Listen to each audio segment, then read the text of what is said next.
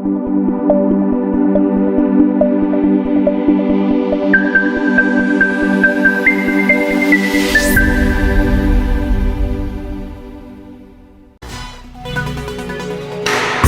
mpendwa msikilizaji, kwa muktasari wa taarifa za habari, vuguvugu la wasi la FCM 23 halipaswa chukuliwa tena kama kundi la wenye kujamii silaha pekee, yadokeza ripoti mpya ya wataalamu wa Umoja wa Mataifa kuhusu DRC. Katika ripoti yao, hawa wagusia harakati ya kivita na uongozi yanayowekwa na vuguvugu hili maeneo inayodhibiti. Wakati matokeo ya mwaka wa shule 2025-2026 yatangazwa rasmi ya Alhamisi nchini kote mjini Kananga, wazazi warejea bila kupewa shahada ama bulletin za wanao. Hali hii inazua malalamiko miongoni mwa hawa wanaolaumu kuona wanalipa ada kila mwaka bila kupata vyeti hivyo. Habari njema kwa wakazi wa Matadi jimboni Kasai Central. Sehemu ya barabara ya tarafa la Mission yenye urefu wa mita 900 katika eneo la Nzanza iliyokuwa imeharibika zaidi yamekarabatiwa hivi sasa. Kazi iliyozinduliwa Jumatano tarehe 1 Julai na gavana wa jimbo utatekelezwa na ofisi ya barabara OVD kwa muda wa miezi 6. Haya na mengine katika taarifa za habari.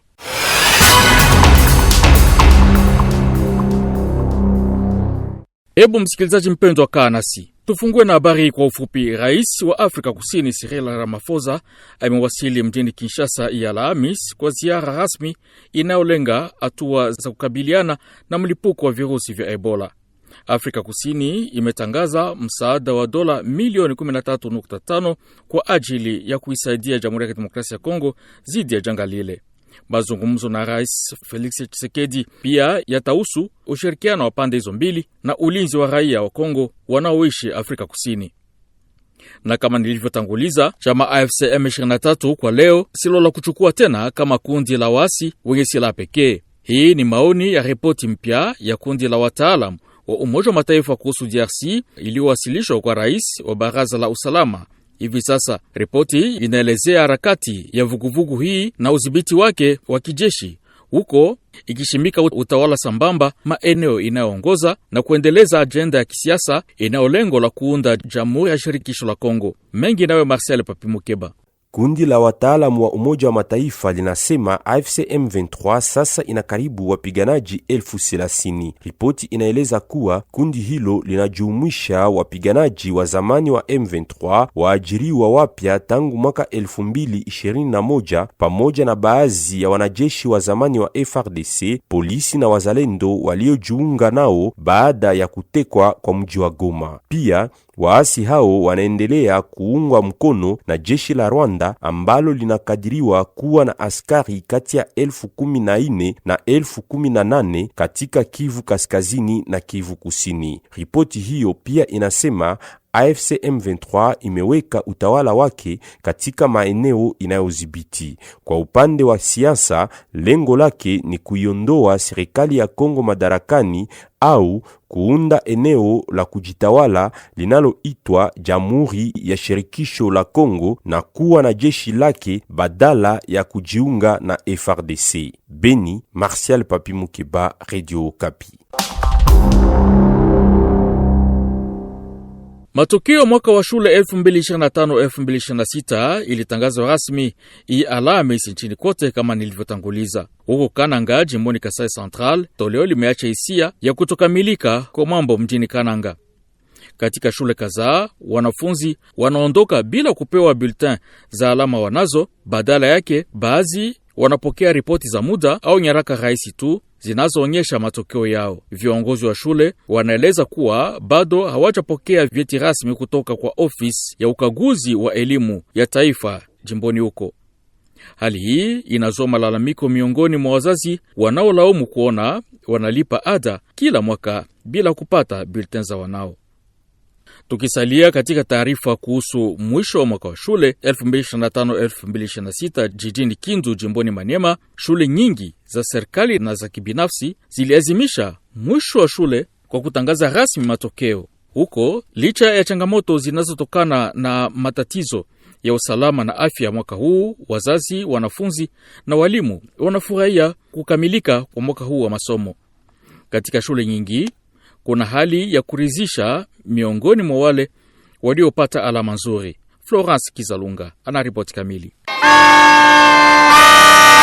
Tuko kwenye boulevard ya Joseph Kabila huko Kindu. Familia kadhaa zinasherehekea mafanikio ya watoto wao kwa kupiga kelele, kupika miluzi na muziki inaoambatana na aina ya akila michezo barabarani, ikipinga marufuku ya meya ya sherehe za umma. Wanafunzi tuliokutanana nao hawakuficha furaha yao kwa kuweza kufaulu kutoka kwenye darasa moja na kuingia kwenye darasa lingine. Wazazi walioambatana nao walikuwa anashauku pia. Na hii dalili ya kipesa ya hii wakati kuona watoto wetu kumaliza shule kwa amani, kwa kimya hivi, tunamshukuru Mungu sana. Walimu wanawashukuru wazazi kwa msaada wao. Tunashukuru wazazi kwa confiance yenye balitupatishia, na kwa kufikia mwisho tunasema tutakutana tena mwezi wa kenda. Karibu na shule, maeneo yamepangwa kwa ajili ya kupiga picha za ukumbusho na kila mtu anapigania zamu yake. Nikiripoti toka Kindu, mimi ni Florence Kizalunga kwa niaba ya Radio Okapi. Jimboni Ituri, utangazaji wa matokeo ya mwisho mwaka wa shule unafanyika katika mazingira ya kipekee, kiambatana na mlipuko wa ugonjwa virusi vya Ebola. Ili kuepuka mikusanyiko, ni wazazi pekee wanaoruhusiwa kuchukua shahada za watoto wao, ikiwa kwamba hatua hii imelenga kupunguza hatari ya kuenea kwa virusi vya Ebola. Uamuzi huo ulifanywa na idara ya elimu ya mkoa wa Ituri, ambayo usimamia shule katika maeneo yanayojumuisha mitaa za Jugu na Irumu, yakiwa ni baadhi ya maeneo yanayoathirika zaidi na Ebola. Na upande mwingine, mtani Lubero, jimboni Kivu Kaskazini, changamoto nyingi zilikumba mwaka huu wa shule eneo la Bapere. Mashambulio ya mara kwa mara ya kundi la ADF yamesababisha kufungwa kwa shule, kusimamishwa kwa masomo, kuhama kwa wakazi na kuhamishwa kwa baadhi ya taasisi. Kinyume ya kwamba baadhi ya shule bado zinaendelea na masomo ili kufidia muda uliopotea. Shirika la kiraia la nyumbani latoa mwito kwa mamlaka kufanya kila iliyowezekanalo ili kuhakikisha mwaka wa masomo unaanza kama kawaida mwezi ujao wa Septemba. Samuel Kaeni, kiongozi wa shirika lile mwanamo sekta lile la Bapere, anazungumza haya kwa simu naye Martial Papimokeba. L'année scolaire a connu plusieurs défis. Mwaka wa masomo ulikumbwa na changamoto nyingi za kiusalama ambazo ziliathiri mwenendo mzuri wa masomo. Shughuli za shule zilisitishwa kwa muda katika maeneo kadhaa na baadhi ya shule zilifunguliwa kwa kuchelewa, hasa katika makao makuu ya sekta ya Bapere. Maeneo mengine hayakufungua shule kutokana na ukosefu wa usalama kwenye barabara ya Butembo Mangurujipa. Baadhi ya shule pia zilihamishwa. Katika makao makuu ya Bapere, shule kadhaa bado hazijafunga mwaka wa masomo kwa sababu masomo yalianza tena miezi miwili iliyopita. Tunaomba viongozi kuhakikisha kuwa shule zilizobaki zimefungwa zinafunguliwa tena mwanzoni mwa mwaka mpya wa masomo ili wanafunzi wasome katika mazingira mazuri na usalama. Les écoles qui ont fermé puissent ouvrir leurs portes. Tusalie jimboni Kivu Kaskazini ili kufahamisha kwamba mamia ya wanaume, wanawake na watoto bado wana makovu ya kimwili kinyume ya makombora na milipuko ya wakati wa vita vya mjini Goma mnamo Januari 2025.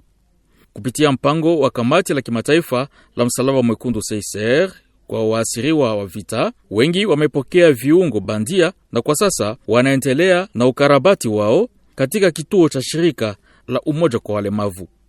Miongoni mwao ni Neema Balungwe Sylvie, akiwa mama wa watoto 6 na sasa yu mjane. Alifiwa na mmewe wakati bomu ilipopiga nyumba yao mwishoni mwa Januari 2025.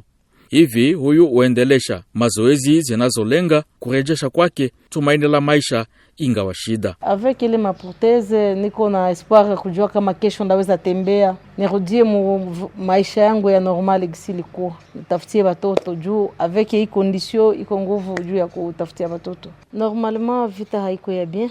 Kama leo tunaweza kwa tuko gisi tuko hatukozaliwa vile.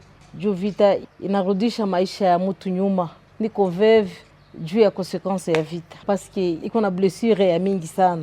Turejee jimboni Ituri ili kujulisha kwamba mapipa kadhaa ya umma ya kuhifadhi uchafu yaliyowekwa hivi karibuni na uongozi wa manispa maeneo mbalimbali jijini Bunia yaliibwa siku 2 tu baada ya kuwekwa. Kitendo hiki cha uharibifu kimekemewa vikali na viongozi wa jiji ambao walikuwa wameanzisha mpango huo kama sehemu ya juhudi za kuboresha usafi wa mazingira mjini, pia kuzuia hatari za kiafya, hasa ikizingatiwa tishio la mlipuko wa virusi vya Ebola. Jambo lile la laumiwa kadhalika na baadhi ya wakazi wa jiji lile.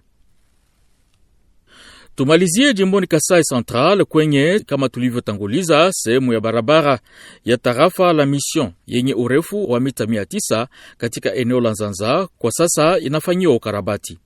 Barabara hii inayounganisha Camp Banana na soko la Pompage ilikuwa imeharibika sana, ikiwa na mashimo mengi, vumbi wakati wa kipwa na matope wakati wa masika, jambo lililofanya usafiri kuwa mgumu kwa miaka kadhaa. Kazi ya ukarabati iliyozinduliwa Jumatano tarehe 1 Julai na gavana wa jimbo utatekelezwa na ofisi ya barabara na mfumo wa maji OVD kwa ufadhili kutoka mfuko wa taifa wa matengenezo ya barabara FONER kwa muda wa miezi 6.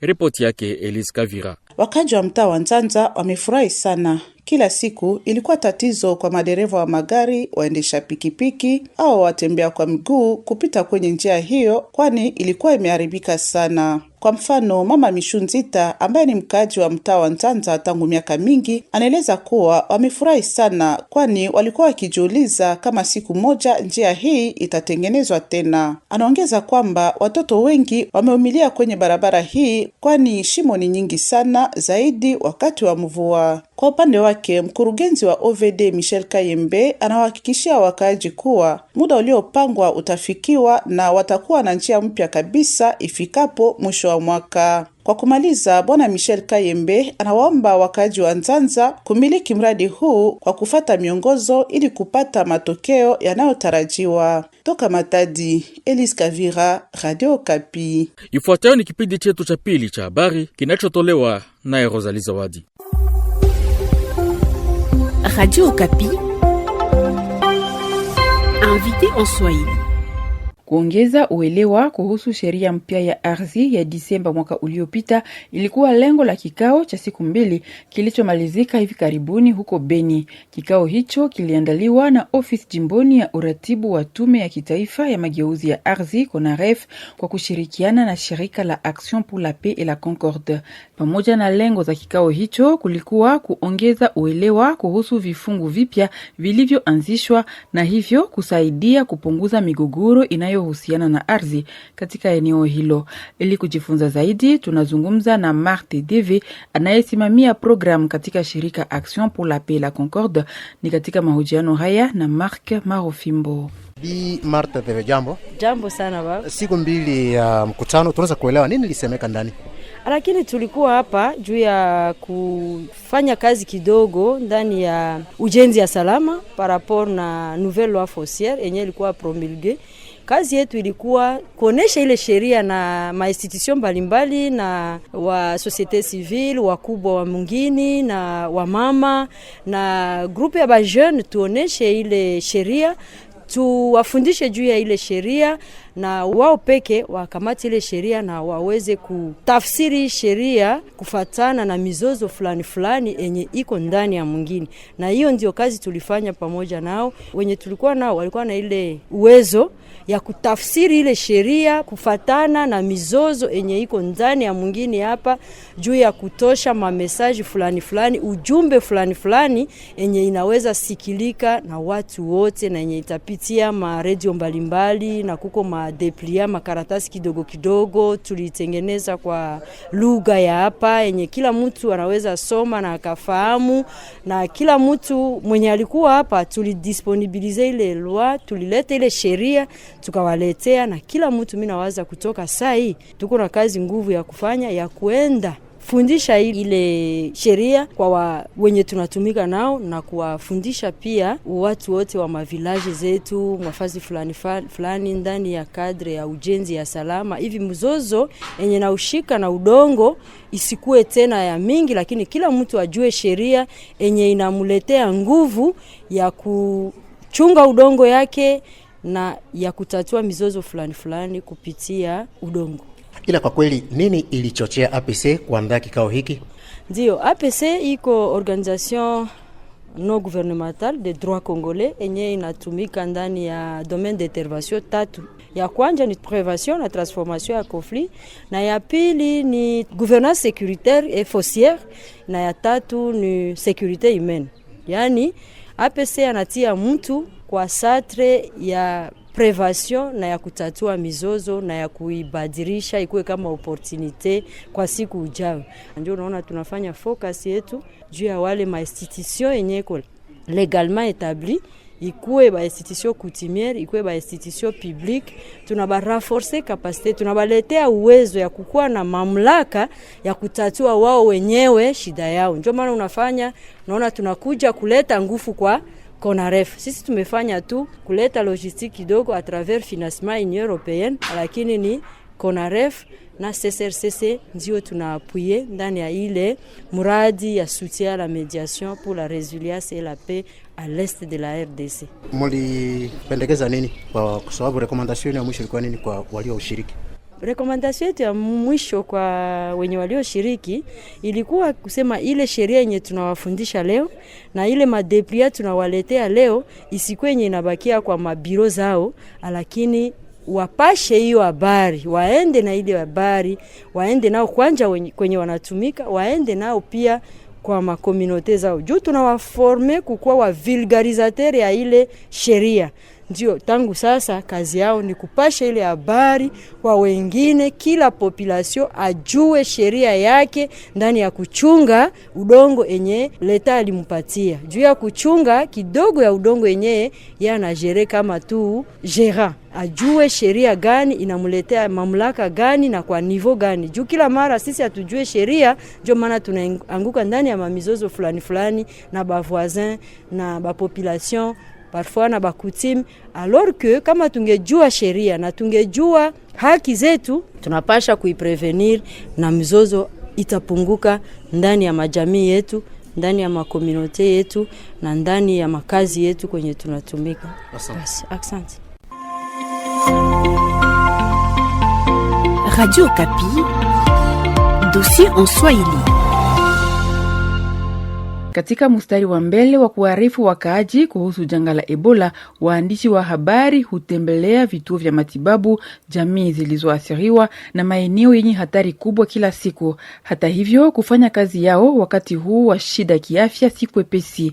Jean-Claude Lokidile alituandalia ripoti kuhusu kazi hii wakati wa janga la Ebola. Kuelimisha, kuhamasisha na kupambana na taarifa za uongo tangu kutangazwa kwa mlipuko wa ugonjwa wa Ebola jimboni Ituri, waandishi wa habari wamekuwa nafasi muhimu katika juhudi za kupambana na ugonjwa huo. Hata hivyo, wakiwa kazini, wakati mwingine wao wenyewe hupambana na vitisho au kushambuliwa.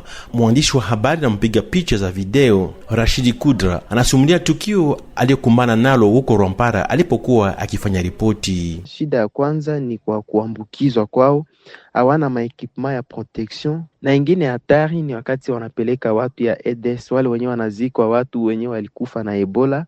Wapasha habari nao wanajikuta kushambuliwa na wale watu, wakiwafananisha kama wamekuwa watu wa riposte. Mbali na changamoto za kiusalama, waandishi wa habari pia wanakabiliwa na matatizo ya kifedha. Kwa wengi wao, kuripoti habari kuhusu Ebola kunahitaji kujitolea na wakati mwingine kutumia pesa yako binafsi. Mwandishi mwenzake Anastasie Neema anatoa ushuhuda wake. Ba journaliste nafaa hii kazi ya sensibilisation contre la maladie ya virus Ebola kuiko text enye kongufu sana na abiko na pesa, hatuna ba contrat enye tunapasha fanya na ba radio yetu, lakini ile sacrifice ba journaliste banafaka iko kusensibiliser, iko ku accompagner ba autorité ya Ituri jua kusensibiliser contre hii malali. Licha ya changamoto hizo, radio za kijamii zinaendelea kuwa muhimu katika kupambana na taarifa za uongo zinazosambazwa katika vijiji. Mratibu wa Korakopi Fredi Lorima anaeleza. Kuko ba message mingi masiku hizi kwa réseaux sociaux ya bongo, ba rumeur, ba désinformation jo Ebola. Jo sasa sie kikundi ya radio na hata radio tunafanya nguvu yetu yote hivi kueleza na batu kama ile message musifate yao ni uongo, juu hakuna mayani nye banaita kama mayana mchungu fulani ndio napasha ponesha Ebola pana. Haiko bangi ndio napasha ponesha Ebola pana. Ile yote kwa uongo. Ku radio tuko napitisha information na ngambo wa ile desinformation tunaungana pia na bengine. Ijapo shida matatizo haya zote, waandishi wa habari wanaendelea kutekeleza kazi yao ya kupambana na taarifa za uongo na kuunga mkono juhudi ya kudhibiti mlipuko wa Ebola. Tukabunye, naitwa Jean-Claude Loki, Dile Radio Kapi. Shukrani kwako Rosalie Zawadi kwa kipindi hiki cha pili cha habari zetu. Nani hapo tunafikia kwa tamati ya habari hizi zilizotolewa kwenu nami Bernard Nyangi. Kwa sasa sina la ziada isipokuwa kuwatakia usikilivu endelevu wa vipindi vyetu vya usoni kwenye Radio Kapi, Radio Amani.